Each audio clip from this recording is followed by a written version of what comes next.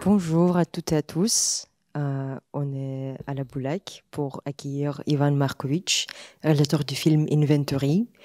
Ivan est aussi artiste visuel et son travail récent se concentre sur les conceptions de l'espace et analyse des relations entre l'architecture et l'idéologie. Ivan est diplômé de la faculté d'art dramaturgique de Belgrade et il est aussi en master cinéma à l'Université des Arts de Berlin. Et Ivan travaille en tant que réalisateur et aussi en tant que directeur de la photographie sur également les films des autres réalisateurs et réalisatrices, notamment Landscapes of Resistance de Marta Popivoda, qui était présenté au cinéma du réel en 2021. Et aussi le film J'étais à la maison, mais d'Angela Chanelec, qui a remporté l'Ours d'argent en 2019. Et nous avons aussi avec nous Anne Madeleine, maîtresse de conférences en histoire et civilisation des Balkans contemporains au département Europe de l'INALCO, et notre interprète Émile Bertra. Et nous sommes Antonina Komarova et Jaco Tognon. Nous sommes étudiants au cinéma et l'audiovisuel à l'Université Sorbonne Nouvelle et nous allons animer cette discussion. Et Ivan, d'abord, nous vous félicitons pour votre film. Nous l'avons regardé avec grand intérêt et nous sommes très heureux de vous parler aujourd'hui. Hi, Ivan. So you were the director of Inventory, and you also work as a visual artist. Your work questions the conception of space and the connection between architecture and ideology. You studied dramatic arts in Belgrade before studying film in Berlin. You work both as a director and a DP on other projects. You've worked on Marta Popvoda's film, who screened at Cinema du Réel in 2021, L'Escape for... what's the title? Landscapes of Resistance. Landscapes of Resistance, as well as Angela Chanelek's I Was Home, but which won the Silver Bear. Today with us we have Anne Madeleine, who is a lecturer here at UNALCO, a researcher on Central Europe, as well as a partner researcher at CERSEC, and we are Antonina Komarova and Jago Tognon. We were film students at Sorbonne Nouvelle. Welcome back, Ivan. We're very happy to be here to talk about your film. It was such an interesting watch. Thank you very much for inviting me and for your interest in the film. I'm looking forward to the talk. Merci beaucoup pour l'invitation et pour votre intérêt pour mon projet. J'ai hâte de cette discussion. Et Ivan, déjà, merci beaucoup pour ton film vraiment très beau. Et nous voudrions commencer avec une remarque. Notamment, Inventory a au centre de son récit les bâtiments du congrès Sava Centar, un bâtiment qui a représenté une vision de l'avenir pour la Yougoslavie socialiste. Mais après la désintégration de la Yougoslavie, ces monuments étaient abandonnés et négligés. Et nous avons noté que vous avez déjà réalisé un moyen-métrage en 2018 qui s'appelle Centar, avec le même sujet. Et du coup, notre question est quelles sont les raisons qui vous ont amené à reprendre cette thématique et pourquoi le choix de donner le rôle des personnages principaux à un bâtiment? So thank you for your beautiful film. Your film Inventory is about the Sava Centar, which embodied a vision of the future in socialist Yugoslavia. And this building has since been neglected and started being decrepit.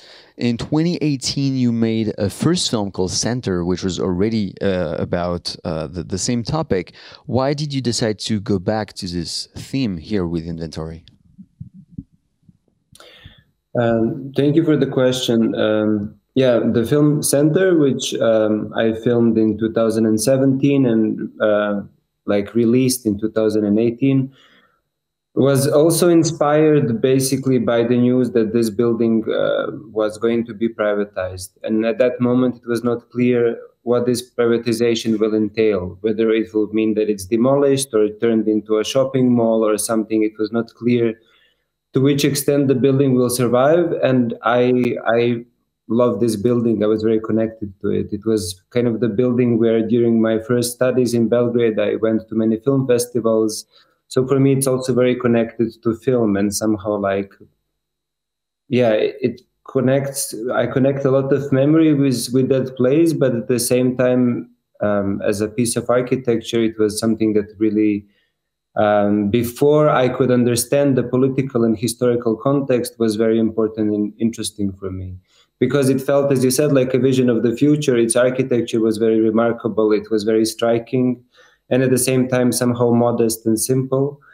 And it felt like a vision of the future. It felt different than most of the other spaces in Belgrade. And at the same time, it felt clearly already then in like the late 90s when I started visiting that building for films and stuff, like it was already starting to feel a little bit,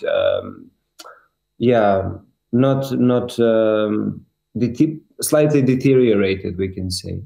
And then in 2017, the building was, of course, even more deteriorated. Basically, since Yugoslavia broke apart, the state didn't really invest in maintaining most of its socialist heritage, including this building. And then in 2017, it was kind of like in this very strange state. It was at the same time a vision of the future, and it started to look somehow like it was abandoned.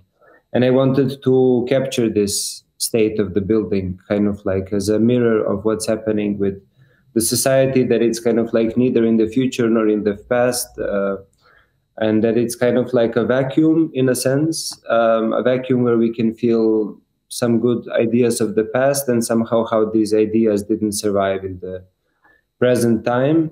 So that film started with a lot of architectural observation, and then I realized that what I find interesting in that film that I shot in 2017 is the work of the maintenance personnel, who are the people who know the place kind of like inside and out. They know every corner of it. They work, some of them, there for more than 30 years.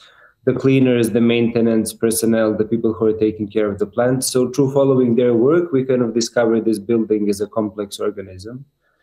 And that film also always stayed inside Sava Centar. We kind of I didn't want to confront the audience with the outside world. Inventory happened because the reconstruction actually did take place. It started taking place in 2022 when I started occasionally filming this process. And the process felt very different, like also the process of the shooting. It was in a way violent because all of the furniture, all of the interior design, which was in the place in the 70s, was kind of torn out piece by piece to be replaced with something else. So all of the things that were in contact with the history, which were in the place since the 70s, where all of the meetings happened, like non-aligned movement meetings, but also Interpol meetings, all of these kind of like objects which are connected to this like in-between political position that Yugoslavia had. Suddenly all of these objects were removed, and the design, interior design, which was the most interesting thing about the place, at least for me, was going to be changed. So it was a very different process. Basically in Centar, in the previous film, I wanted to stay inside this vacuum of time and space. In Inventory, this vacuum ceases to exist. Like people come from outside, the workers come from outside, they take the interior of the building outside, they are removing it, they are tearing it down. So somehow this clash with the present day circumstances of the present day Serbia are inevitable in a more brutal way in this film. And that is again observed through the people, through the workers who are doing these changes.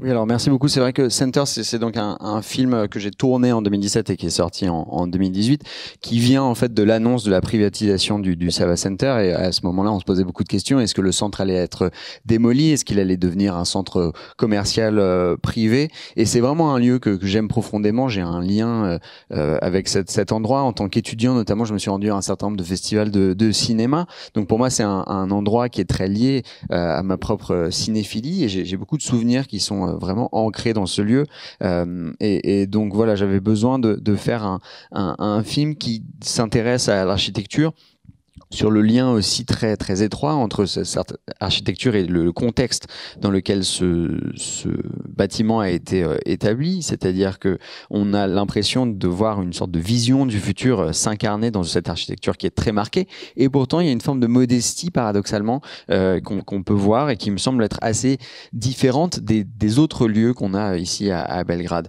Et j'ai le souvenir, dans mes premières visites dans ce bâtiment, dès la fin des années 90, qu'on sentait déjà que le bâtiment était en train de péricliter.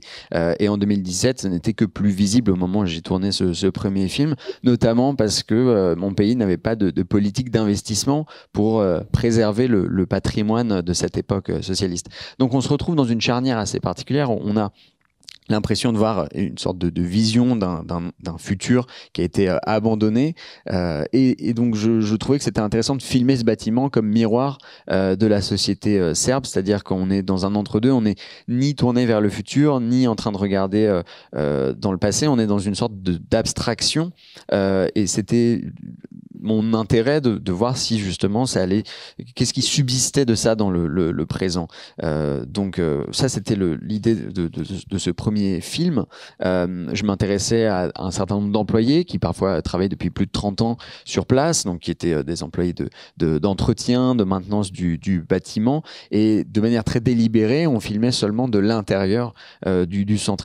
Et puis quand j'ai fait Inventory, donc que j'ai commencé à tourner de manière très épisodique dès 2022, c'était le moment où le centre a commencé à être reconstruit suite à sa privatisation, et c'était un tournage que j'ai vécu de manière beaucoup plus difficile en fait, puisque tout le mobilier, les aménagements à l'intérieur du centre commençaient à être retirés pour être remplacés, et donc on effaçait d'une certaine manière cette histoire liée aux années 70, toutes les réunions entre pays non alignés qui avaient pu avoir lieu dans le centre, qui étaient très liés au positionnement géopolitique de la Yougoslavie. Voilà, tout cet aménagement qui m'intéressait beaucoup commençait à disparaître. On sentait que l'architecture même du centre était en train de changer. Donc, autant dans le premier film, on est vraiment dans l'intérieur du centre et on n'en sort pas, autant dans Inventory, on sent que cette capsule est en train d'arriver à sa fin. On sort enfin du bâtiment, et pour moi, ça illustre une sorte de conflit avec le présent de mon pays. C'est-à-dire que, inéluctablement, on est en train d'arriver à quelque chose d'autre.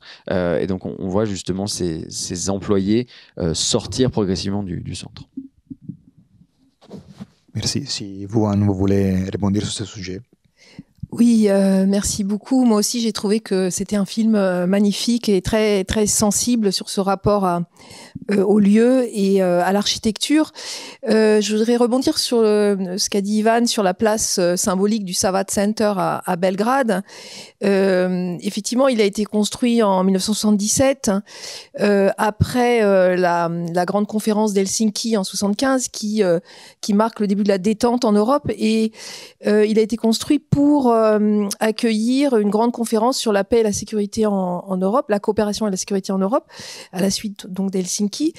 Et donc la Yougoslavie s'était positionnée comme un acteur d'abord dans les non-alignés, donc à partir des années 60, comme un des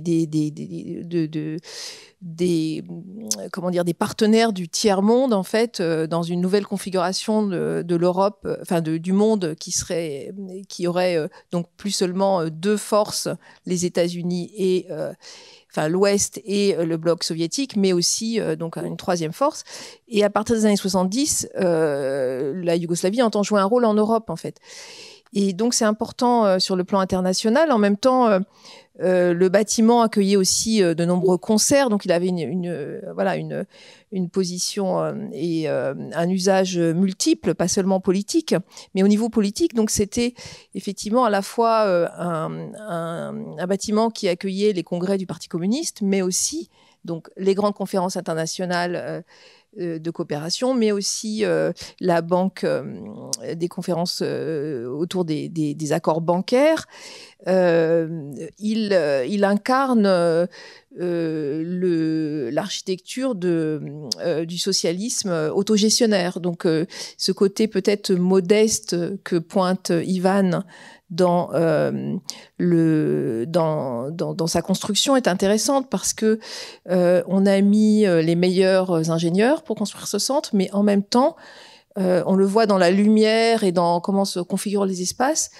C'est un bâtiment qui a été comparé à Beaubourg notamment parce qu'il incarne, d'après ses architectes, il est censé incarner la démocratie par le bas et le rapport en fait. Le rapport démocratique, c'est un ouvrage pour les ouvriers travailleurs qui possèdent en fait le public, enfin qui possèdent le bien public. Donc on n'est pas dans une architecture écrasante. C'est ça l'intérêt du bâtiment. Voilà, donc il incarne la place de Belgrade dans le monde aussi. Et donc ce slogan qui a été clamé dans la période de manifestations à plusieurs reprises à Belgrade, donc Beograd je svet, Beograd est le monde. Donc ce bâtiment incarne ça. Et donc quand on a la période d'échéance du bâtiment, il y a toujours cette revendication qui revient, Belgrade est le monde, et le Sava Centar d'une certaine façon l'incarne. Yeah, so thank you very much. I also thought your film was extremely sensitive in the way it explores the connection between the location and the history and how it gives a sense of the architecture of the place. It's a highly symbolic place which was built in 77 after the Helsinki conference in 75, and it really embodies a new phase in the European design of security in that time frame, because as early as the 60s, Yugoslavia was non-aligned, so it was partnering with all the third world countries who wanted to become a third power. We had the Americans and the Soviets being the two major actors of the time, and Yugoslavia was really trying to develop a third power and also trying to reinforce its position inside Europe. On the other hand, the building was also used as a concert venue, so we can see the different roles of the center. It was where the HQ of the Communist Party was. We also had a lot of bank and financial agreement conferences taking place in the center. So we had this sense of a self-managed socialist building, which maybe explains why you described it as modest. But on the other hand, they hired the best engineers of the time, and the quality of the light, the quality of the design of the space resembles a contemporary building, the Centre Pompidou in Paris. And this idea to embody a sense of bottom-up democracy. The workers would own the common good. It's not a building that's trying to crush the masses, but it really reinforces the place of Belgrade in the world. And a tagline that came up a lot in the protests at the time was that Belgrade is the world. And here, with the history of that building throughout the years and how it's losing its might, how it's losing its aura, this slogan is being brought back again and again. Yeah, thank you for that observation. And it's like, yes, it basically the life of the building overlaps with very drastic societal changes and political changes that happened in Yugoslavia, which was first the federal Yugoslavia, then Yugoslavia, which was just basically Serbia and Montenegro, and then Serbia alone. So it's like the building never moved, but it moved 4 countries in the meantime, because the country changed its name in that part of the former Yugoslav Republic. I think it's a really important observation at the point about the non-aligned movement, because the history of the non-aligned movement is something which is so quickly forgotten. This progressive idea that forming a non-military based union, which is made of mostly post-colonial country, former colonial country, and then countries which didn't want to align either with the Soviet Union or with what was later to become NATO, was a potent and strong idea which had a different kind of exchange in its in the core of its ideology. And it's almost remarkable that the young people in Serbia today don't know what it is. People born after 2000 have no idea what this is. They never heard about it. So this is like a very progressive idea that somehow became very quickly forgotten. Formally, it still exists, but it kind of lost all of its potency. One of the major we can say, cultural exports of Yugoslavia was its architecture. And there was this construction company, Energoprojekt, which was building constructions like fairs, schools, cultural centers all across Africa and the Middle East, and also in some countries in Southeast Asia and also in South America. So this idea of kind of like bringing modernism as a form of architecture, which has something egalitarian in its essence, it has something also like very practical in its technical foundation, the idea of modularity, the idea of kind of using prefabricated elements which can come together. These were ideas which were dominant for architecture all across Europe after the World War II, after so many things were demolished. But then also it was kind of expanding to the developing countries or formerly colonized countries. And one of the things that Energoprojekt did, or their architects did, was the idea of, for example, implementing the local architectural influences and traditions, and then somehow incorporating them into what was a new form of modernist architecture expression.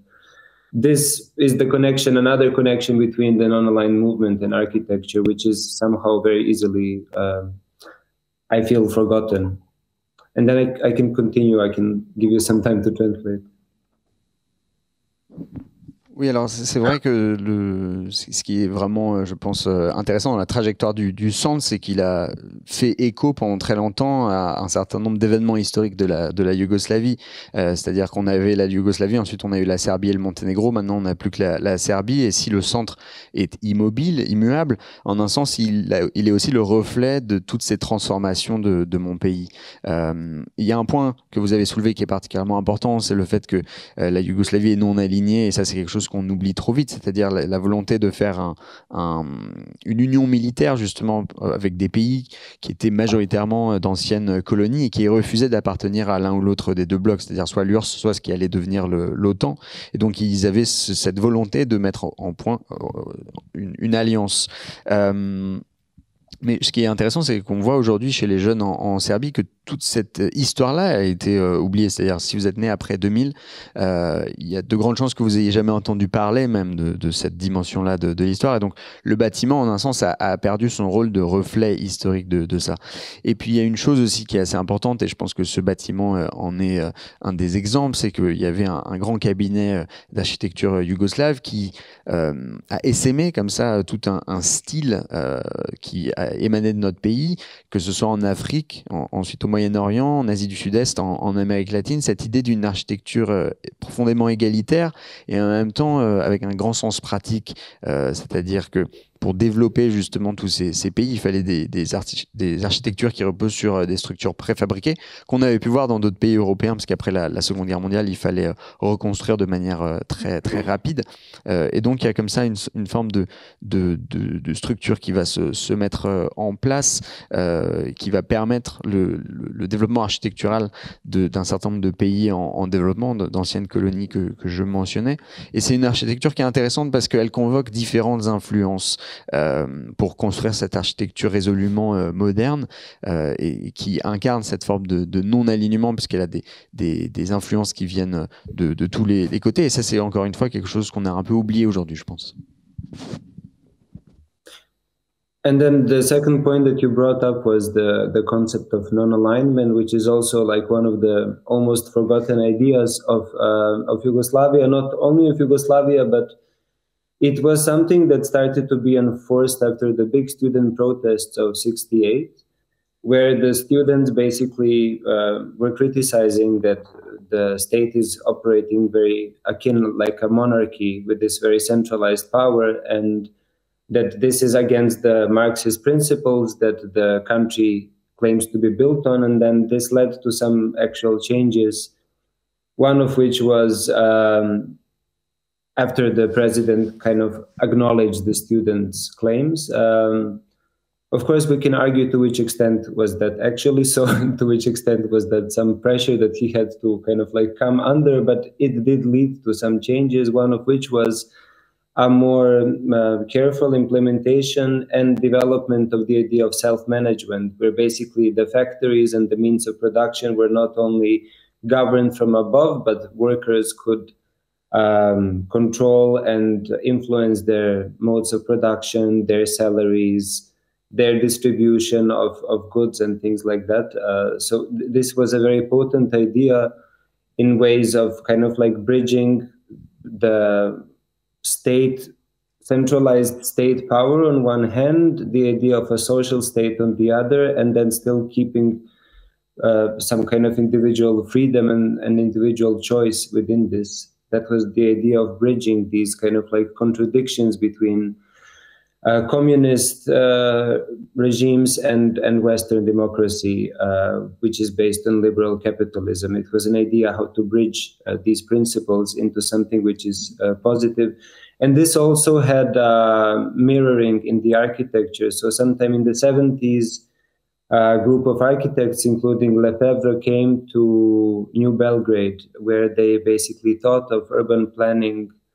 And they thought of, within these social housing complexes, having places which are in a way modular, in the sense that their use is not fixed, that these are spaces for the neighborhood, for the people who live there, which can have different purposes and intentions, where people can meet and gather in different ways and organize different kinds of activities or plenums or different kinds of things, which lived not maybe as much as expected, but it lived in certain parts.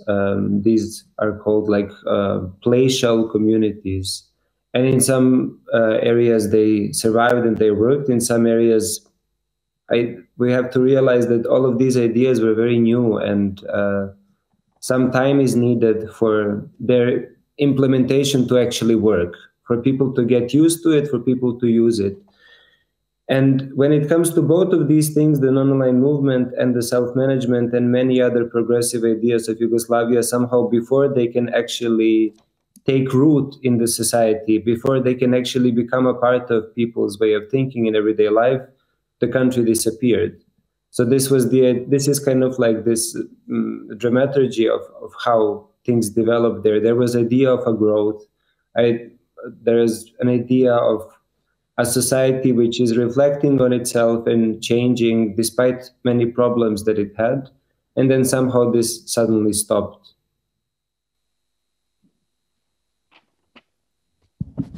Il y a un deuxième aspect dans cette idée du non-alignement aussi qui m'intéresse et qu'on a encore oublié quand on pense à l'histoire de la Yougoslavie, c'est que donc il y a eu une grande vague de manifestations lancées par les étudiants en 68 qui critiquaient notamment le fait que l'État était en train de devenir un État monarque en fait, avec un gouvernement décentralisé qui allait à l'encontre des principes marxistes qui étaient au fondement même de la nation. Et donc le président, probablement suite à des très fortes pressions qui émanaient des manifestations, a fini par reconnaître une forme de nécessité d'autogérance, notamment dans les usines. On a commencé à instaurer un peu plus d'horizontalité. Les ouvriers avaient leur mot à dire sur l'utilisation des moyens de production, sur la redistribution de ce qui était fabriqué, sur leur salaire. Et donc on a commencé à ce moment-là à créer un pont entre un État qui serait très centralisé et un État socialiste, et en même temps d'avoir une certaine part qui serait accordée aux libertés individuelles. Je pense qu'il fallait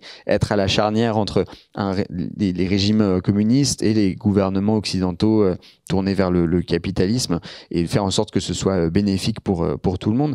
Et l'architecture, en un sens, elle incarne ça par l'aménagement urbain, c'est-à-dire que on voit à l'époque l'essor d'un logement public modulaire avec des espaces multimodaux pour les communautés, pour les habitants de ces quartiers-là, qui laissent de la place pour différentes activités collectives. Et malheureusement, je pense que ça a perduré un peu moins longtemps que ce qui avait été prévu par leurs créateurs. C'est-à-dire que ces communautés, quand on leur donne ces outils-là, elles ont besoin de s'habituer à pouvoir s'approprier ces idées-là, ces idées qui sont très neuves à l'époque. Il faut du temps pour que ça s'enracine dans le quotidien, dans les mentalités. Et en fait, c'était fini avant même que ça ait eu le temps de germer dans l'idée des gens. Donc je pense qu'on voit un petit peu comment une réflexion s'est mise en place et a été coupée nette de manière très, très rapide. Oui, je voudrais réagir un peu à ce qu'a dit Ivan, auquel je souscris complètement. L'oubli de cette période en fait de la Yougoslavie socialiste, des non-alignés, elle est effectivement très dommageable pour la transmission de cette histoire, mais elle se comprend aussi parce que finalement le pays, la Yougoslavie, a disparu dans une extrême violence, dans une guerre fratricide dans laquelle la Serbie a joué un rôle moteur. C'est-à-dire que le gouvernement de Milošević, donc Milošević qui est arrivé au pouvoir en Serbie en 87, a choisi d'une certaine façon la guerre. Donc il n'est pas le seul, bien sûr. Le leader croate Tudjman a aussi joué son rôle, mais c'est vrai que le pouvoir militaire est à Belgrade et il y a un peu une OPA du pouvoir politique serbe sur l'armée et donc la Yougoslavie se désintègre dans le sang et la guerre a lieu d'une certaine façon à l'extérieur des frontières de la Serbie, en tout cas dans une première phase. Et c'est vrai que toute cette histoire de la destruction de la Yougoslavie, elle est encore très difficile à transmettre et c'est vrai que la période précédente, celle du socialisme, elle n'est pas enseignée à l'école de façon neutre. Il y a un anticommunisme très fort dans les manuels scolaires. Et donc on le voit dans le film, en fait, les jeunes de 20 ans, ces jeunes ouvriers, ils sont en train de déconstruire le Sava Centar, mais ils n'ont pas de conscience de ce que ça signifiait en termes social et politique. Et ils n'ont plus les clés pour comprendre cet espace. L'oubli du sens de ces bâtiments est très représentatif effectivement de l'histoire de ces années-là et les années 90 donc marquées par la guerre mais aussi ensuite par une espèce d'incertitude sur le nouveau projet en fait. Et c'est vrai que le fait qu'il n'y ait pas eu de projet de transformation de ces bâtiments publics, où il faut attendre finalement quasiment 30 ans, donc 2020, pour que finalement il soit privatisé avec un projet dont on ne sait pas très bien encore à quoi il va aboutir.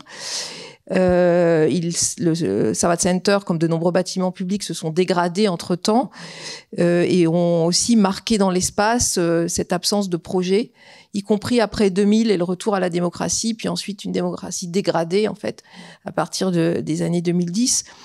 Donc là, on tourne une page avec la destruction, la reconstruction du centre, mais c'est vrai que on arrive dans un monde beaucoup plus libéral et à la place de ces grands monuments publics, on aura plutôt des quartiers d'affaires type ce qui a été mis en place au bord de la Save, quasiment au même endroit, mais de l'autre côté, Beograd na Vodi, donc Beograd sur l'eau, qui est beaucoup plus un quartier qui incarne le néolibéralisme contemporain et la commercialisation en fait de la société. Yeah, I'd like to react to what you just said and your comments, which are extremely accurate, because this forgotten non-alignment of Yugoslavia is a shame, because it shows the difficulty to teach about this heritage. Yugoslavia vanished in an extremely violent war in Milosevic's Serbia as he rose to power in '87. The war was also led by the Croatian leader Tuđman, but the head of the military was at the time in Belgrade, and the first phase of the war was happening outside the country's borders. And we can still see today the struggle when it comes to teaching that history. Socialist is taught in schools through a very anti-communist lens. Even today, and in your film we see those workers in their 20s, they're tearing down the center, but they have no awareness of the codes of that space, of the meaning of that space, of what it represents in the history of Yugoslavia. And in the 90s, there was, after the war, a very pregnant uncertainty about the new project of the country, because there was no intention to transform the public spaces. And even in 2020, when the center became a private property, this visual embodiment of a certain political project, there's still a lack of vision. We don't know if in this new era it's going to become the zone of a new business district, if it's going to become just like what we see in Belgrade Navodi on the other side of the Sav on that bank, if it's going to be just another embodiment of this new liberalism. That's a really good parallel.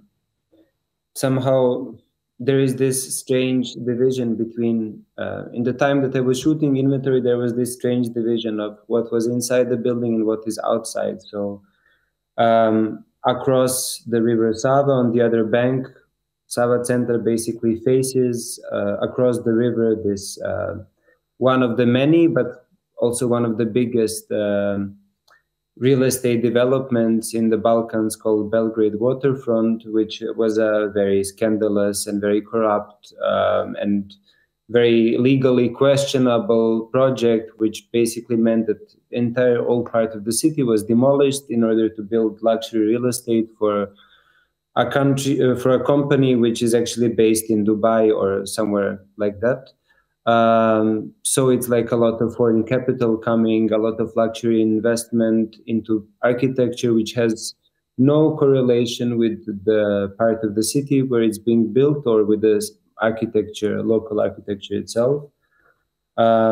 Yes, so these kind of buildings or these kind of complexes looking at each other from the other side of the river is like, you know, past and present being confronted in a way. And that's somehow also what I felt while shooting the film Inventory. So when I started filming, especially in this part of the building where the film actually takes place, it's one of the two major complexes, like parts of the building. It starts where the original furniture is still there, the original interior is still there. And somehow there is the sense that there is so much history there piled up.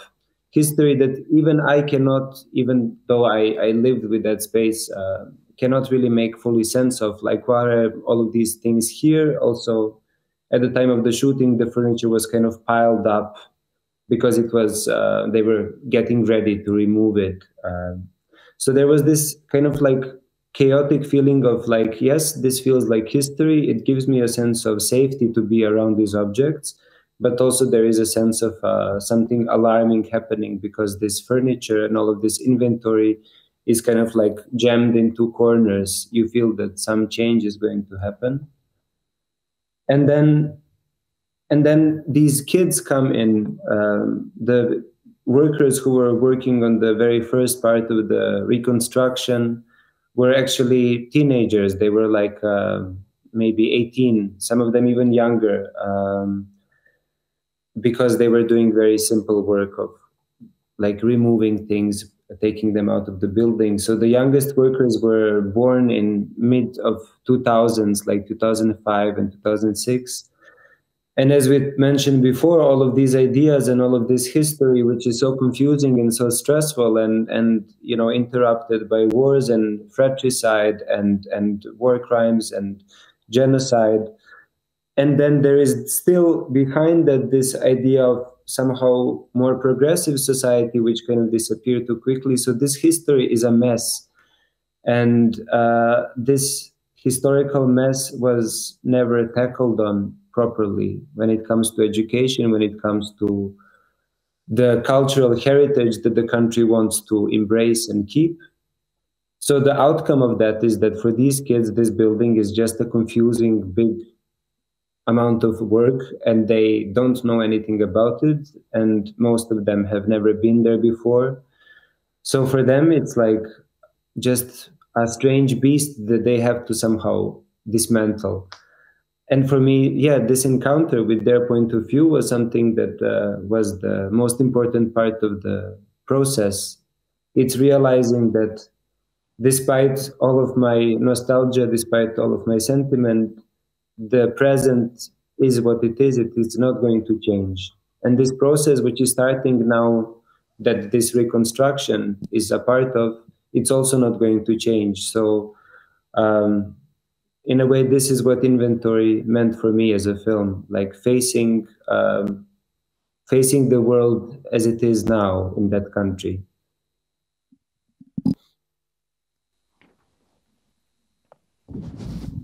Oui, alors c'est un parallèle effectivement qui me semble assez intéressant. D'ailleurs, au tournage, je voyais vraiment une division entre les espaces intérieurs et les espaces à l'extérieur du centre, et notamment ce face-à-face avec l'autre rive du fleuve. Ça me semble très intéressant, ce qu'on a appelé les quais de Belgrade, c'est-à-dire un grand projet immobilier, peut-être le plus ambitieux et en même temps le plus corrompu dans l'histoire récente des Balkans. C'est-à-dire qu'on a dû détruire des quartiers entiers de la ville pour mettre en place ce grand projet immobilier. C'était des promoteurs qui venaient, je crois, de Dubaï. Donc on a des capitaux étrangers qui nous imposent un style d'architecture qui n'a aucun rapport avec ce qui se fait dans la ville. Et donc on a comme ça les quais de Belgrade, ce grand nouveau projet qui fait face donc au Sava Centar. Et donc on a l'impression comme ça, on a ces deux rives qui se dévisagent l'une l'autre, le passé et le présent qui se dévisagerait. Et il y avait une idée comme ça qui m'est restée au tournage, qui m'intéressait beaucoup, c'est que en fait l'aile du bâtiment dans lequel on était en train de tourner avait encore, quand on a commencé, les meubles d'origine. Et on avait vraiment l'impression de couches historiques comme ça qui auraient été conservées. Et même moi qui avais connu le bâtiment dans les années 90, j'avais du mal à comprendre cette logique d'empilement de tous ces meubles-là qui étaient conservés de manière extrêmement désorganisée. C'est-à-dire que d'un côté, je me sentais à l'aise au milieu de tous ces objets qui sont chargés d'histoire, et en même temps, il y a quelque chose d'alarmant parce qu'on a l'impression qu'on va assister à un changement qui est imminent. Et donc, ces jeunes ouvriers que je filme, qui sont en train de commencer ce processus de destruction et de reconstruction du bâtiment, c'était des adolescents. Beaucoup avaient 18 ans, voire parfois moins, parce qu'on leur donne à faire des tâches qui sont extrêmement basiques. C'est des ados vraiment nés en 2005-2006. Et donc, ils sont confrontés comme ça à cette histoire qui est très perturbante et aux stigmates des crimes de guerre, du génocide. Donc on voit que à travers cette destruction-là, c'est une partie de ce fantasme de société progressiste qui a été un peu coupé court, qui est en train de disparaître aussi. Et donc on se pose la question en fait de qu'est-ce qu'on doit garder de ça. Ces adolescents, ils sont face à cet espace qui est très mal organisé. C'est un endroit dans lequel ils sont probablement jamais venus, et c'est comme s'ils avaient face à eux un monstre qu'ils doivent détruire morceau par morceau. Et donc, malgré toute la nostalgie que je peux avoir pour cet endroit-là, au moment où je tournais, on est face à un présent qu'on ne peut plus changer, une reconstruction qui a commencé qu'on ne peut plus arrêter. Et donc, ça m'intéressait de filmer, d'essayer de documenter ce monde dans le film. Et pour revenir à la structure du film, un peu, Ivan, vous avez mentionné du coup les jeunes travailleurs qui décomposent, qui travaillent dans Sava Centar, dont l'un est Nenad, qui est l'autre personnage principal du film, à part de justement Sava Centar. Et nous voulons vous demander pourquoi lui, spécifiquement, pourquoi le focus tombe sur ce garçon particulièrement, comment vous l'avez connu, comment vous avez travaillé avec lui, c'était quoi la démarche. Et la deuxième question qu'on avait, c'est du coup tout le contexte que vous avez évoqué tout à l'heure avec Anne, tout le contexte historique de Sava Centar. Vous nous donnez ce contexte aux spectateurs qu'à la fin du film, et on était surpris par ce choix et intéressés, et on voulait vous demander pourquoi vous avez pris cette décision, pourquoi vous avez choisi cette structure particulière de votre film. Yeah, so to talk about the structure of your film, you depict the work of those workers in this construction site. And we could almost say that there are two protagonists in the film. We have the center on one hand, and we have Ninat on the other hand. Why him? Could you tell us a little bit about how you met Ninat and how you work with him when it comes to filming him at work? And the second question is about the historical context of the film. You only disclose at the end of the film through title cards the context. Why giving us those information at the end and not the beginning? The process of filming inventory kind of is what the film became in the end.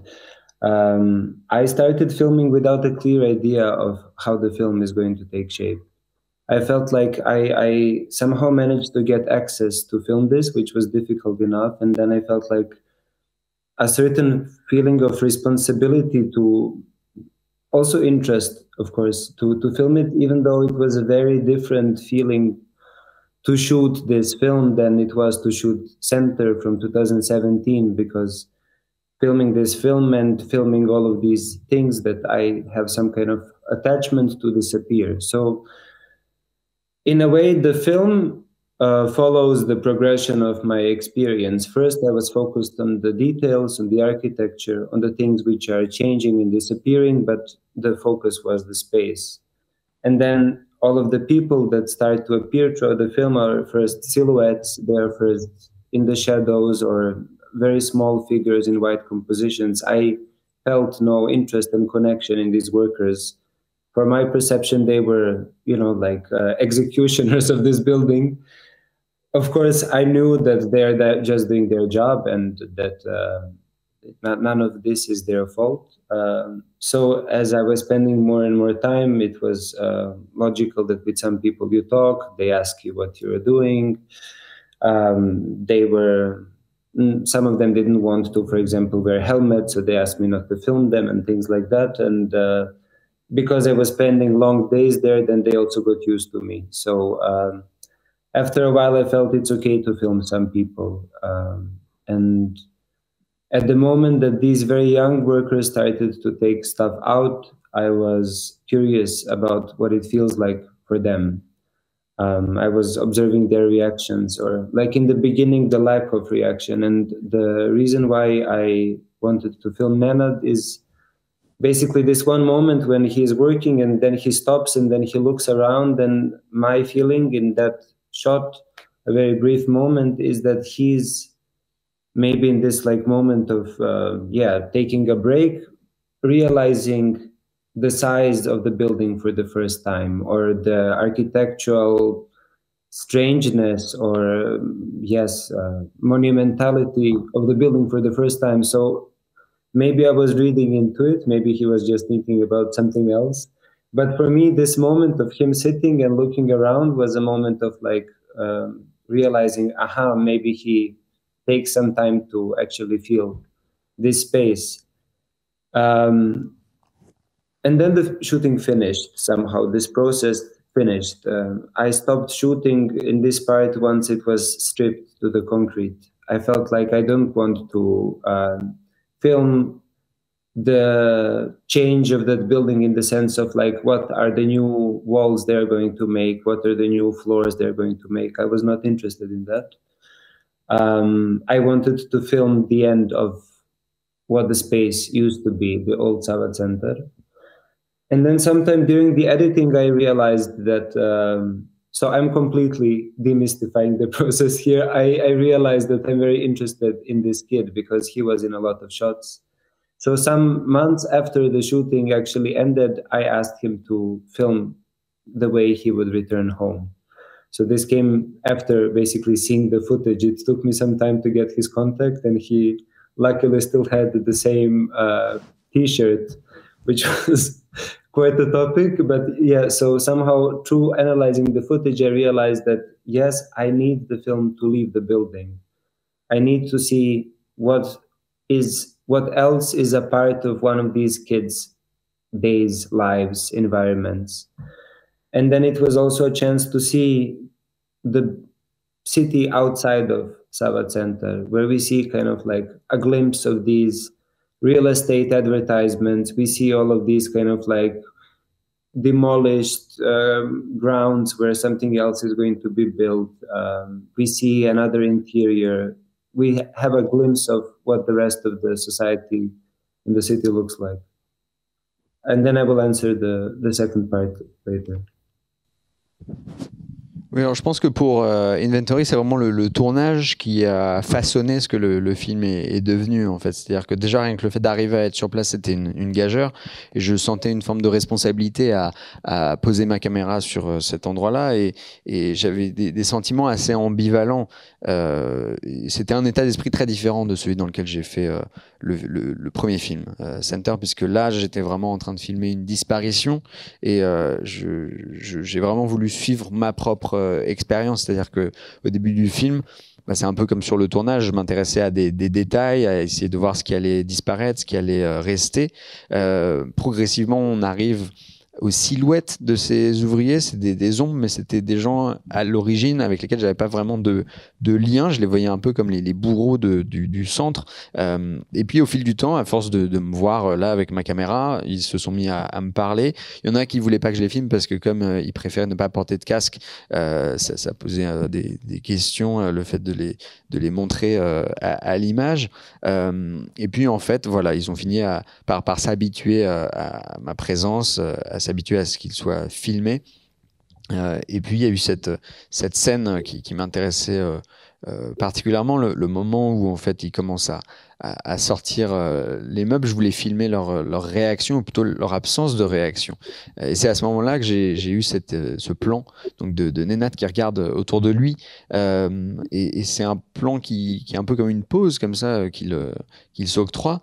Et on a l'impression que pour la première fois, il prend conscience de l'ampleur de ce bâtiment. Pour la première fois, il se retrouve face à la singularité même de cette architecture, à l'aspect monumental du centre. Alors peut-être que c'est moi qui projette ce que je ressens moi-même, mais j'avais l'impression que voilà, il vit de l'intérieur ce qu'est ce bâtiment. Et pour moi, il fallait que le film se termine au moment où tout a été retiré et on arrive au béton. C'est-à-dire que je voulais pas montrer la nouvelle vie du centre, le moment où on allait poser de nouveaux sols, refaire les plafonds, ça m'intéressait pas. Et donc, en fin de compte, pour être vraiment transparent avec vous, c'est vraiment au montage que je me suis aperçu que ce gamin était très très présent en fait à l'image. Et donc bien après le tournage, j'ai mis un certain temps à rentrer en contact avec lui et je lui ai proposé de tourner de nouveaux plans. Et c'était un peu inespéré qu'il arrive comme ça avec le même t-shirt que sur le chantier. Et j'avais la sensation qu'il fallait que le film aille vers l'extérieur en fait. Et donc je me suis dit on va finir le film sur le quotidien de ce jeune homme. Mais on va aussi montrer la ville au-delà du centre, c'est-à-dire toutes ces pubs pour des projets immobiliers qu'on annonce, ces friches sur lesquelles on a détruit et on va rebâtir, et puis enfin qu'on arrive chez les gens pour qu'on voit un peu comment ils vivent aujourd'hui. When it comes to the question of the structure and the information about the history of the building and the context being only written in the end of the film, this was a difficult decision that I am aware that it hinders the understanding of the film for a lot of people, because this information gives context and kind of anchors, like, where am I, what am I seeing, and why. At the same time, I wanted to take this risk because I was interested in the risk of losing the focus or the sense of direction for the audience, precisely because I was interested in what do these images, what do these places, what do these situations mean when we don't know what they are. Because I feel that the images communicate something. There is a reason why certain societies and ideologies embrace certain aesthetics. And I think this post-war modernism is connected to certain ideas of principles of modernism which have some socialist ideas at their core, the idea of kind of like equality and the idea of basically everything that it meant in the moment that this architecture became dominant. At the same time, this is a very big space, and through these archival photographs, we see something about how it looked before and how it was made. So I felt that the space itself communicates something about its importance through its architecture, through its size, through the feeling that it creates. There is a sense of some history which is important, I think, already visible in the image. And then also the relation of these workers and their kind of like confusion about this place, or this attachment from this place, I think, is also obvious in the shots themselves. So I wanted to see what do these images create on their own without being placed in a precise historical context, because something about the way that history is being forgotten, something about that, how basically like memories of certain pasts and ideologies are being suppressed or forgotten, is not only a case for Yugoslavia. It happens in many societies for different reasons. So something about this kind of like, playing with how memory is not preserved, which is one of the central topics of the film, I think is a bit more universal than the Yugoslavian context. And then only in the end, I felt like, okay, once we enter the intimate sphere of the boy, of the worker, I felt that this information in the end is a little bit like cold water, like sobering information in the end, that, okay, so yes, this is how his day looks, but also this is the reason why this is happening.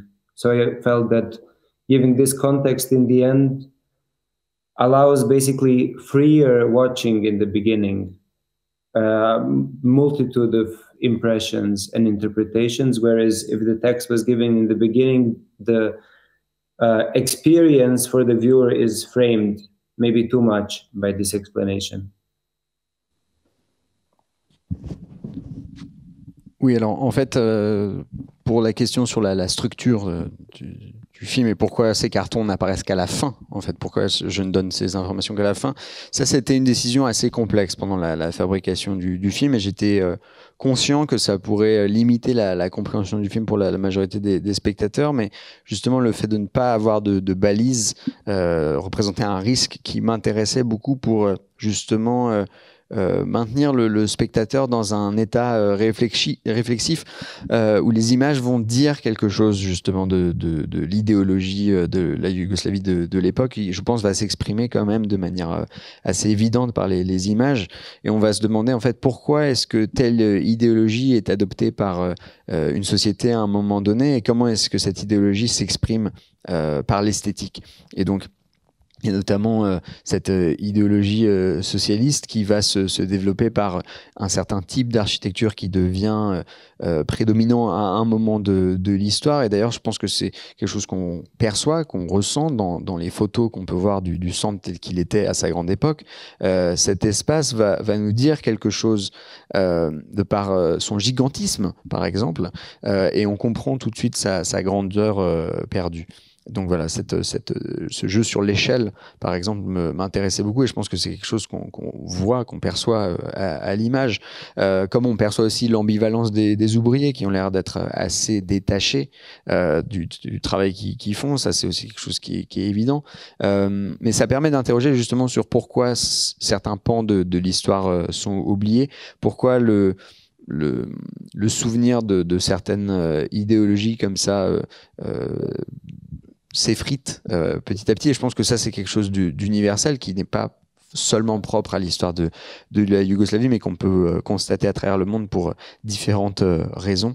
Et voilà, donc je me suis dit que quand le film bascule à la fin et qu'on rentre dans l'intimité de ce jeune ouvrier, on a ces informations qui tombent un peu comme un coup près. On nous dit en gros voilà ce qui s'est passé, et je pense que le mettre à la fin libère un peu le reste du film et la connexion qui peut exister entre le spectateur et les images. Juan, si vous voulez ajouter quelques mots. Oui, je voudrais réagir à ce qu'a dit Ivan tout à l'heure sur la grande interrogation du film, effectivement, qu'est-ce qu'on doit garder du passé, et le fait que au moment où il a tourné le film, le sentiment principal, c'était qu'il fallait faire face au présent, en fait. Voilà. C'était terminé enfin, c'était pas un rapport nostalgique au passé qu'il voulait montrer. Et ça, c'est très important. Ça se voit dans le film aussi par, effectivement, le choix de laisser au spectateur le soin d'interpréter d'une certaine façon, donc une certaine liberté. Et un risque aussi pris, et ça je trouve ça très beau. Ça fait écho aussi finalement à ce qui se passe aujourd'hui en Serbie. Quelle est la transmission de cette période? D'une certaine façon, on peut dire que dans les manifestations qui ont lieu dans les universités suite à un accident qui a révélé la corruption, des nouveaux liens enfin les nouveaux liens, pas si nouveaux que ça, mais entre pouvoir et entreprise dans ce monde post-communiste où le néolibéralisme sans loi règne. Donc des protestations qui s'organisent dans les universités de façon structurée mais par le bas, sans chef, donc dans cette démocratie qui quelque part a hérité du socialisme autogestionnaire, avec aussi beaucoup d'improvisation, comme était fait ce système. Il y a comme une transmission finalement sociale qui me semble intéressante, avec tous les risques aussi, et peut-être l'incertitude sur comment va se terminer ce mouvement. Voilà. Peut-être que Ivan, qui a présenté son film à Belgrade, pourra aussi nous en dire plus sur comment les jeunes réagissent à ce passé grâce à ce film. Yeah, I wanted to react to the biggest question that your film tackles. It's what must we keep from the past? And you mentioned that while you were filming, you were trying to face the present, to tackle the present without any nostalgia. And this is really something we can feel in your film, this sense of freedom, this risky freedom that you give to the audience, because they're able to interpret the images. And it echoes, I guess, the situation in contemporary Serbia, when we're wondering what must we keep from that era.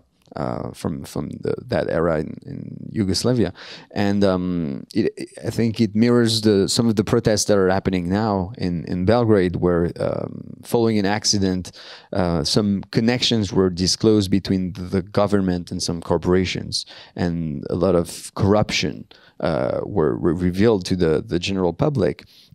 And through those revelations, there was a new movement, but a bottom-up structure, horizontal structure without any leader, that reflects maybe some of the self-managed socialist entities from the 60s and 70s. And we can see a new social transmission being at stake, which is quite interesting and risky because of the uncertainty. And so I wanted to ask you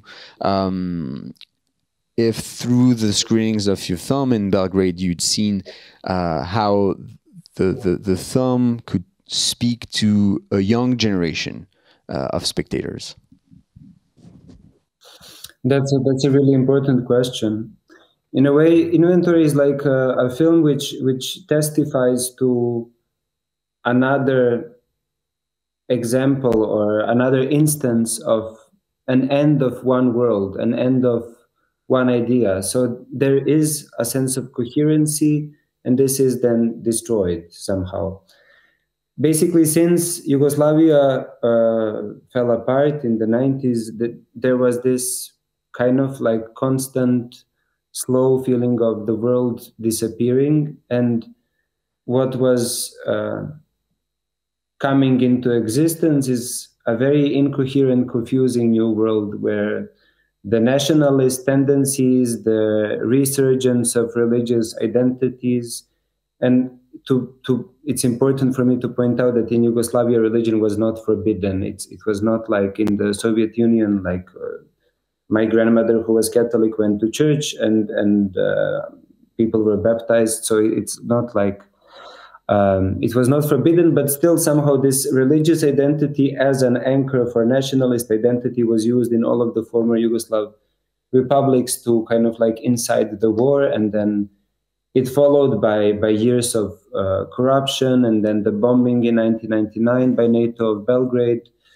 So there was a lot of mess and somehow a lot of desperation, and this led to a complete loss of any structure, a loss of any set of values, a loss of any set of kind of like more profound belief in what a society can be. It became a society where people are constantly threatened by each other, and everything felt like very short-lived, short-term vision of how somebody can get to any kind of prosperity and then leave. It's also a country that and a region that a lot of people have left since the 90s, including myself. So in this kind of like messy liberal capitalist nationalist society that Serbia is, with some oscillations and some shorter lived better episodes, but this is what Serbia is since the 90s, there is basically a lack of coherency of any idea what this society can be. The government, which is in power over the last 10 years, very intelligently used this ideological confusion, where they are at the same time within the country presenting themselves as very nationalist and very patriotic, criticizing all of their opponents for being Western mercenaries.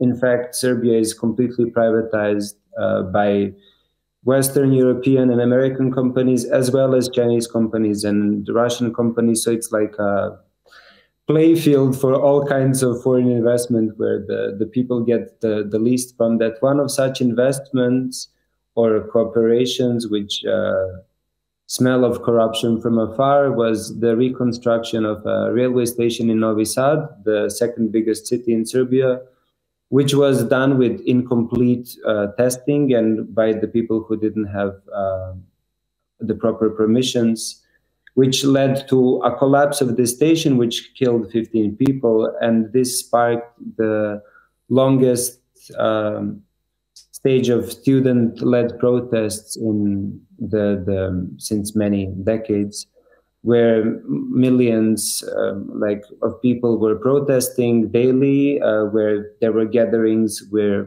600,000 people gathered, according to what the official numbers were. So enormous protests which didn't want to be aligned with any political party. So this was a moment, the first moment of optimism in Yugoslavia after many years, or in Serbia after many years. The idea of student organized protests which don't directly support any opposition party, but directly want the structural change of state, which is based on corruption and nepotism and things like that. The problem is that despite their extreme endurance and extreme effort, there is still no evident results, and people are at this moment slowly starting to lose hope. I just had a screening of Inventory in Belgrade, and it was on the Beldox Film Festival. The responses from the audience were very emotional, especially from the older audience who was very connected to that place. But it was also very interesting for me to hear how the younger people reacted. There is, in a very small but important minority of the younger generations, also this idea of Yugo-nostalgia or interest in this past, which is something that don't learn about in school. So one of the screenings that followed the festival was in the student-occupied cultural center. So it is a state institution that the students during the protest occupied, and now they're curating their own programs. It was a very full screening, and the questions came mostly from the young people. These were very different questions, and it was a very different debate from the ones which were belonging to the festival venues with the moderator and things. this was much more free and much more engaging, and I was very happy to be a part of that. Oui, c'est vrai que le film, je pense, témoigne d'un autre cas de disparition d'un monde, de disparition d'une idée, de la destruction d'une vision qui avait pu être si cohérente. Et depuis la fin de la Yougoslavie dans les années 90, on a l'impression d'assister à la disparition d'un monde. Et pour autant, le nouvel ordre qui se met en place est un ordre très, très perturbant, beaucoup plus marqué par le fait religieux. Alors, en Yougoslavie, contrairement à l'URSS, on n'a jamais eu d'interdiction de quelques religions. Ma grand-mère était catholique, elle pouvait aller à l'église. Il y a beaucoup de gens qui ont été baptisés en Yougoslavie, mais on a vraiment l'impression que les années 90 ont été vraiment le terreau de la corruption, et ça a culminé jusqu'aux explosions de 99 à Belgrade. Et donc on a l'impression d'assister à une sorte de perte des valeurs de notre société, d'une perte du cadre de ce qui fait société, de la croyance des gens justement sur les piliers de la société. On a l'impression qu'on est menacé par l'autre en fait, et les gens se projettent dans une sorte de vision à court terme, et ils n'ont souvent d'autre choix que de partir du pays, ce qui a été d'ailleurs mon cas. Et donc on arrive dans un pays qui est assez hypocrite, puisque le gouvernement actuel ces 10 dernières années est définitivement tourné vers une sorte de capitalisme nationalisme, avec un manque de vision très clair pour la société. Et en même temps, ils utilisent très savamment une sorte de flou, dans le sens où eux, ils se revendiquent comme nationalistes, comme patriotes, et ils attaquent leurs prétendus adversaires qu'ils décrivent comme des mercenaires capitalistes qui seraient à la solde d'investisseurs occidentaux, là où en fait le gouvernement lui-même profite d'investissements occidentaux, mais aussi russes ou chinois. Et donc on voit que ici on a quand même une forme de corruption qui est visible, et qui a notamment donné lieu à un accident très, très marquant, l'effondrement d'une gare dans la deuxième ville du pays, qui a officiellement fait une quinzaine de morts, et qui a suscité un grand nombre de manifestations apolitiques qui refusaient d'être affiliées à quelconque parti politique. Et donc les revendications aujourd'hui, voilà, c'est d'arriver à la fin de la corruption, la fin du népotisme, mais on voit que au fur et à mesure que le mouvement persiste, on n'arrive pas à obtenir de résultats, et les membres de ces mouvements sont en train de perdre espoir. Cela dit, je sors d'une projection justement de mon film à Belgrade, et c'était très émouvant de voir la réaction des gens, la réception à l'issue de la projection. Le public plus âgé notamment, qui a connu le centre, a été très ému par le film, et puis on sent chez les spectateurs plus jeunes qui n'ont justement pas forcément connaissance de cette histoire, qui a un vrai intérêt pour ce passé dont ils ont si peu appris à l'école. Et j'ai notamment fait une projection du film dans un centre culturel qui est maintenant occupé par des étudiants. Ils organisent leurs propres événements, et à la suite de la projection, il y a eu un débat qui était extrêmement différent de ceux qu'on a pu avoir dans le reste du festival, où on a des discussions plus classiques avec des modérateurs. Là, je sentais une volonté d'avoir une parole plus libre et passionnée. I just have to correct myself. I'm not sure whether in Yugoslavia, when thinking about like religion and Yugoslavia, I'm not sure that people could get officially baptized. This I don't know. I just don't want to claim something I'm not sure about. But my point was that it was not forbidden, in the sense like churches were being built in the modernist style and things like that. Yeah. Voilà, juste une petite précision sur mes commentaires sur la religion à l'époque de la Yougoslavie. Je ne suis pas sûr si les baptêmes qui avaient lieu étaient des baptêmes approuvés, mais cela dit, il n'y avait pas d'interdiction quant à l'exercice de la religion. Et d'ailleurs, on a construit un certain nombre d'églises dans le style de l'époque. Ivan, je voudrais répondre un moment à une de vos questions précédentes, en vrai, rester dans le présent en même temps. Nous avons remarqué, vous avez déjà mentionné en vrai, l'âge des garçons très jeunes qui travaillent dans les Sava Centar, dans des conditions compliquées, dangereuses, dans des sans de vraie protection ou dispositions pour prévenir des accidents, et notamment les casques dont vous avez parlé. Et dans votre film, du coup, est-ce qu'il y a aussi une volonté de montrer un problème concernant la condition des travailleurs, des jeunes travailleurs en Serbie? So to bounce back on one of your previous observations on the film, you are depicting very young workers working in very precarious, hazardous conditions. Some of them are not even wearing a helmet in the construction site. Was there any intent on your end to also depict or challenge the working conditions of those workers? It was not my intention. No, I feel like I depicted things as they were. But one thing that I feel is a bit obvious in the film is that it feels like it's happening over one day because it ends with him, the protagonist, going home. But then when you look at it, it's impossible that such a big change happens over one day because we see the full space with all of the furniture, with all of the carpets and the wall paneling in the beginning, and in the end, it's completely naked concrete. So this was a process of several months. And the footage from different periods is mixed in together. The truth is that when the younger people were working, this was the process where it was allowed for them to be there without a helmet. And then in the wider shots where we see the people who are actually pulling things down, they are wearing them. So yes, it's just that also I was not allowed to shoot in some parts which were more dangerous.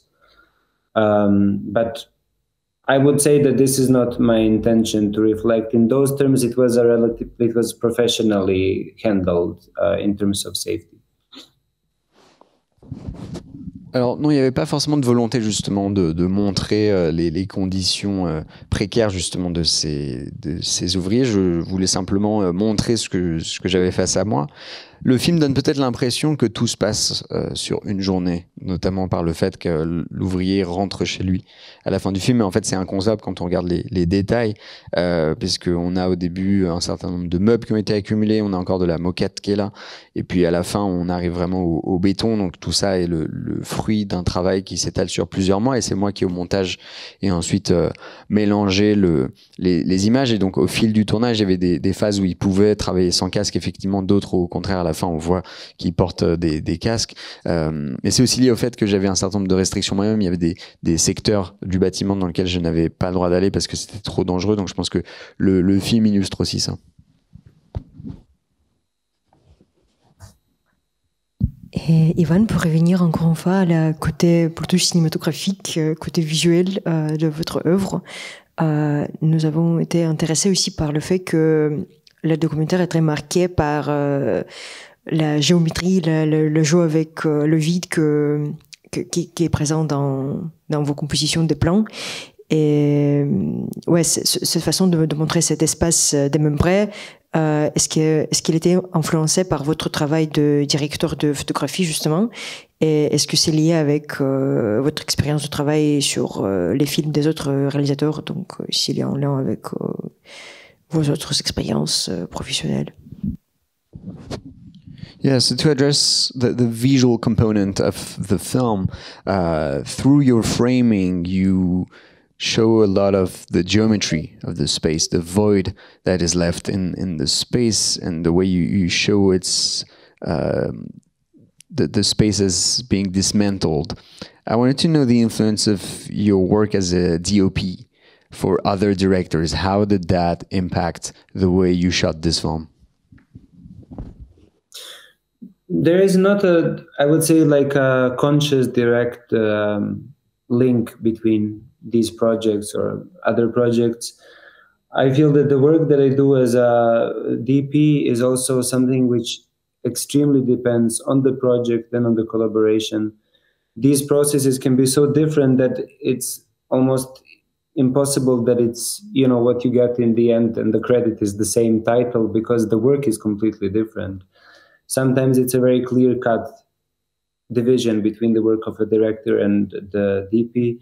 Sometimes I am involved with everything, starting from the casting, location scouting, doing all of the rehearsals with the actors, trying to find a way how to form the language of the work. So the work is very different, and the people that I work with as a cinematographer are very different.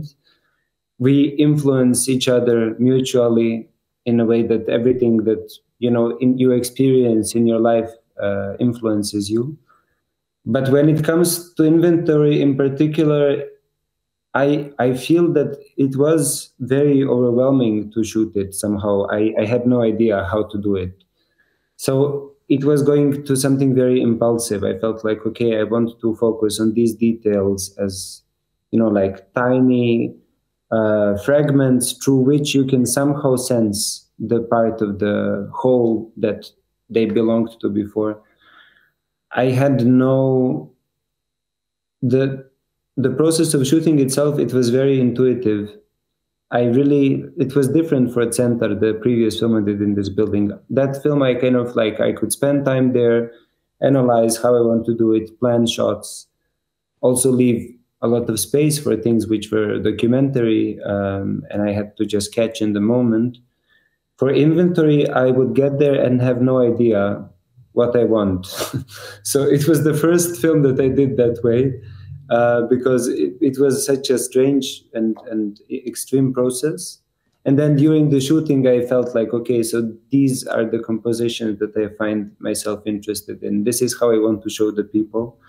But usually when I work as a cinematographer, even if the project is mostly documentary, I tend to plan how I want to shoot certain things. Here I was more led by intuition.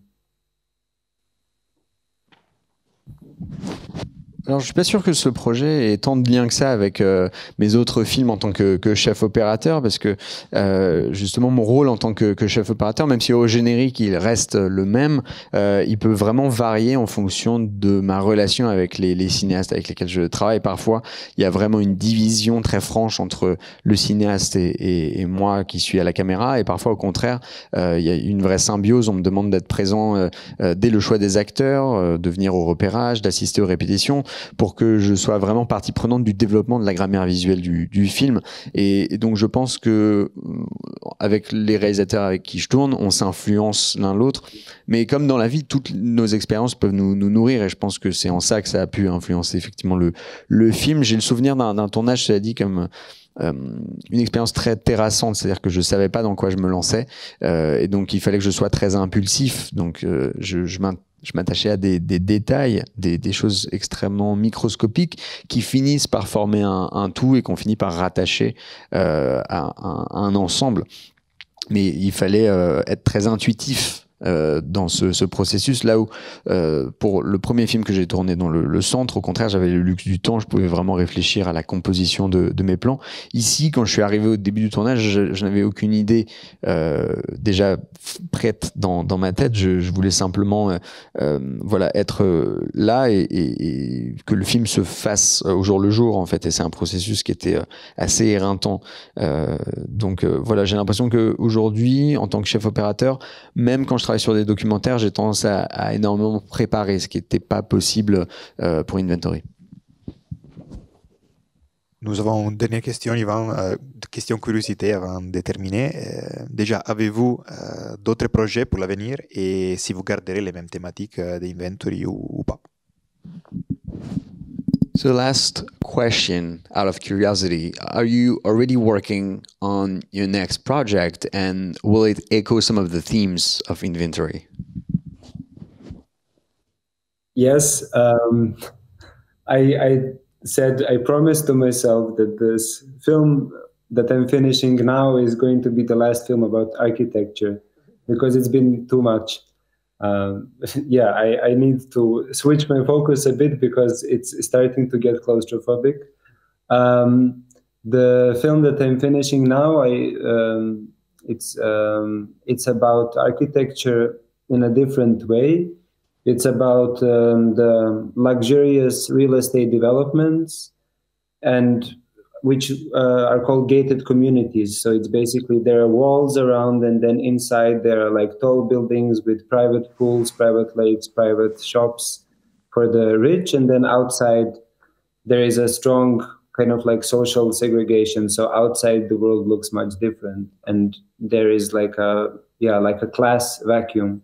And this film I did in Cambodia. It mixes documentary and fiction, and now we are at the editing stage of the film. Yes, so there is this connection with architecture, but it is a very different film.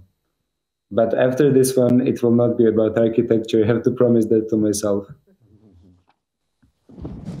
Oui, alors je suis effectivement en train de monter un film, mais je me suis promis que c'était le dernier qui parlerait d'architecture, parce que je vais finir par en devenir un peu claustrophobe.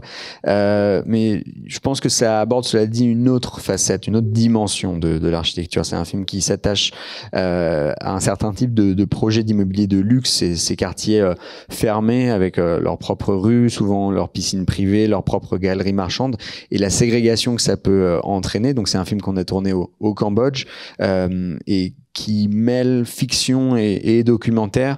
Mais voilà, je pense que ce sera le dernier qui parle d'architecture. Du coup, nous sommes à la fin de notre débat et nous voulons vous remercier, Ivan, pour vos interventions, pour votre participation. Et bien sûr, merci à Anne pour ses interventions également, et à Émile, et à mon collègue Yago, et à la Boulac pour avoir organisé cette discussion.